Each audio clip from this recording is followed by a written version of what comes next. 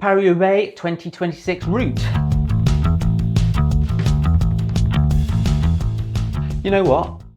I was just looking at the Paris-Roubaix 2026 route, and I think this year it could explode a lot earlier than usual. Not because it's longer, but because of where they have placed the cobbles. And if you have ever ridden the pavé, you'll know how important the cobbles are. Bit of context, so it's still the same classic format. Starts in Compiègne, finishes in the Roubaix velodrome, same as always. And the numbers are pretty much what you would expect. Just over 250 kilometres of riding, 30 sectors of cobbles over 54 kilometres. By my calculation, that's roughly 20% of the race. And is a little bit ridiculous if you think about it. But the interesting part this year is the first few sectors of cobbles.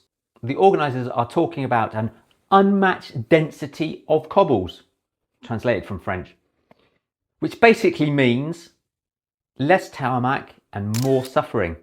They have put new sections in early in the race, which pretty much are back-to-back pavé.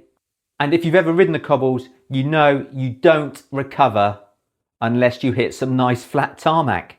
So instead of waiting for the race to explode later, it could already be kicking off at sector 28 or 29. Now, when people talk about the Paris-Roubaix, they are talking about the big sectors, the Trouée de Arenberg or the Carrefour de l'Arbre. That's where the race usually gets decided. But this year, the peloton might not even get there before splitting up. Why? Well, the organisers have included an 800-metre pavé section, which is uphill. This is almost unheard of in modern day Roubaix races. That's a different kind of pain and surely favours riders like Pogačar. Another big change this year is the women's race. Traditionally, the race has always been run on a Saturday, but this year they will be riding on Sunday before the men arrive. The women will start in Denon and will cover just a little bit less than 150 kilometres and 30 kilometres of cobbles. The organisers said they have made it tougher this year, but they still avoid the Arenberg forest. Not sure what you think about this.